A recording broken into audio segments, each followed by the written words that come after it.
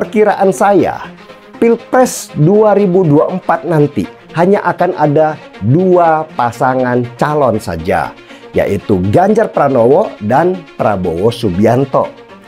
Adapun partai-partai yang merapat ke Ganjar selain PDI Perjuangan tentunya adalah P3, PAN, mungkin Golkar, dan Demokrat.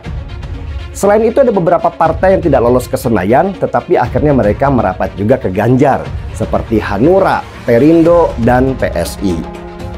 Sedangkan partai yang nantinya merapat ke Prabowo selain Gerindra dan PKB itu adalah Nasdem mungkin dan PKS. Nasdem malah sangat mungkin ke Ganjar. Ini sekedar catatan ya, saya sebetulnya bukan orang yang dari dulunya anti sama Anies ya. Oke. Saya bahkan pernah menjadi pengurus dari Yayasan Paramadina. Dan ketika waktu itu Anies dipilih sebagai rektor yang 2 kali, saya termasuk yang mendukung dan menyatakan bahwa dia emang keren karena saya terpikat dengan misalnya program-program pendidikan anti korupsinya di Paramadina waktu itu. Jadi ketika itu di Universitas Paramadina ada semacam course khusus lah, mata kuliah khusus lah tentang pendidikan anti korupsi kan, yang saya pikir hebat. Terus program dia yang sekolah tuh Indonesia Mengajar itu kan keren lah, itu harus diakui lah.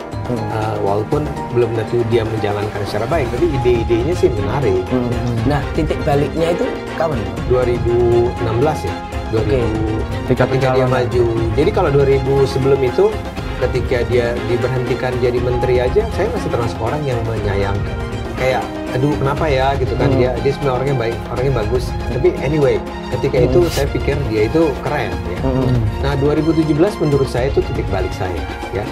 Karena gini kan, kalau Anda ingat waktu itu, sebetulnya Anies itu ketika di masa-masa awal kan ada 3 pasangan ya.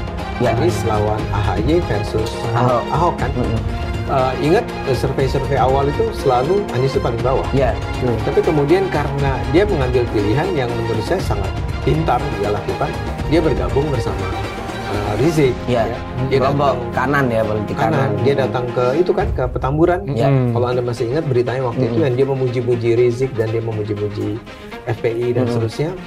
Dan tiba-tiba saja semua berubah sejak dia ketemu sama Rizik itu kondisi berubah.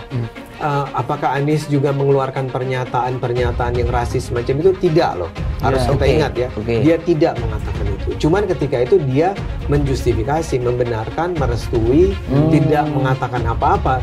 Dan itu adalah tim kampanye dia kan. Dia sebenarnya bisa aja bilang bahwa stop ya, jangan lakukan itu. Dan kemudian jangan lupa setelah dia terpilih jadi gubernur, salah satu pidato pertama dia adalah tentang kemenangan kaum pribumi. Itu kita juga nggak pernah boleh lupa, dia emang menggunakan itu ya.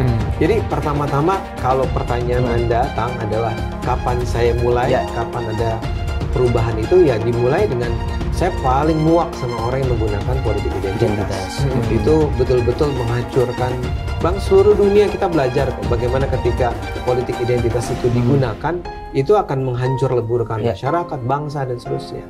Nah, the rest, setelah dia terpilih, saya sempat berharap sebetulnya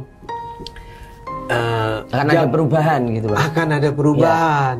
Tapi setelah dia menang, dia melakukannya untuk kepentingan masyarakat luas secara konsisten gitu. Ternyata juga enggak. Ternyata itu 5 tahun yang penuh kebobrokan menurut saya dan memalukan, dan menurut saya bangga sekarang menjadi bagian dari PSI, karena PSI yang terus-menerus selama 5 tahun menjadi pihak yang terus-menerus menggugat apa yang dilakukan oleh Anies. Karena ya you name it, dari Formula E sampai Lem Aibon sampai rumah 0%, bangun Jakarta International Stadium, terus ya. Yang mana kalau Anda tanya, ada nggak yang baiknya?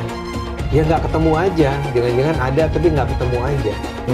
Dan karena itulah, ya bayangkan Jakarta itu adalah ya kayak to be honest, jujur, saya yakin memang Anies itu bukan orang yang rasis aslinya.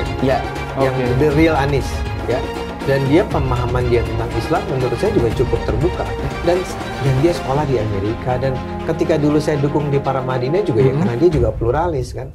Jadi the real Anies adalah sebenarnya Anies yang tidak rasis, tidak diskriminatif. Dan itu tercermin bahwa dia tidak memperlakukan, apakah itu alasannya strategis atau alasan genuine ya. Dia memang juga tidak akan memperlakukan kelompok-kelompok masyarakat atas dasar perbedaan agama dan seterusnya. Tapi kan kita nggak bicara cuma itunya ya. Political way-nya itu pakai gitu. Jalan politik dia itu seperti apa ya. Ketika dia dulu menang dengan cara yang harganya sangat mahal loh apa yang dia lakukan itu. Karena sejak saat itu, ya bukan sejak saat itu lah, itu betul-betul membelah, dan efek dari pembelahan masyarakat ketika itu terasa sampai kapanpun. Jadi saya sama sekali nggak peduli apakah ketika dia mengatakan bahwa dia selama menjadi gubernur selama 5 tahun tidak pernah sekalipun dia mengeluarkan kebijakan yang diskriminatif yang adalah benar. Ya. Jadi jangan harapkan saya atau banyak orang lain bisa percaya bahwa Anda itu tidak segregatif, Anda itu tidak diskriminatif, Anda itu tidak rasis. Denny Siregar hingga Ade Armando terancam hukum jika Anies Baswedan jadi presiden. Dikutip dari News Jakarta, pegiat media sosial Eko Widodo berharap agar bakal capres Koalisi Perubahan untuk Persatuan Anies Baswedan melanjutkan kasus hukum Denny Siregar, Abu Janda, Eko Kuntadi, dan Ade Armando. Melalui akun Twitter pribadinya, Eko Widodo mengunggah foto keempatnya, sehingga jika Anies Baswedan mengabulkannya ketika menjadi kepala negara, maka Denny Siregar hingga Ade Armando terancam hukum. Harapan jika Anies terpilih jadi presiden gak muluk-muluk. Para berdebah ini kasus hukumnya dilanjutkan, ucapnya dikutip dari Twitter _EkoBoy2 Kamis 8 Juni. Namun netizen lain merasa tidak setuju karena jika Anies benar melanjutkan proses hukum keempatnya, maka publik akan melihatnya sebagai politik balas dendam. Gak bisa, nanti kesannya politik dendam. Lebih baik ada regulasi. Berpendapat itu boleh, tapi memfitnah jangan. Tulis akun Twitter _Anfasa. Siapapun yang terpilih nanti harus jadi pemimpin yang adil. Jangan ada balas dendam ke mereka. Walaupun mereka nyebelin sih, tapi itu melanggar demokrasi namanya, sambungnya. Netizen lain juga sependapat, mantan gubernur DKI Jakarta itu akan melanggar demokrasi jika melakukan permintaan Eko Widodo. Selain itu, adanya Denny Siregar hingga Ade Armando membuat Twitter menjadi lebih hidup. Loh ya jangan Pak, itu melanggar demokrasi. Biarkan mereka ada di Twitter biar seru. Selain itu, dengan adanya mereka-mereka, kita bisa bersyukur masih diberi rasa malu dan bisa berpikir jernih oleh Tuhan. Tweet akun _David. Untuk diketahui, Denny Siregar, Ade Armando, Abu Janda, dan Eko Kuntadi merupakan para pegiat media sosial yang vokal mengkritik Anies Baswedan. Salah satunya dari segi kepemimpinannya di DKI Jakarta.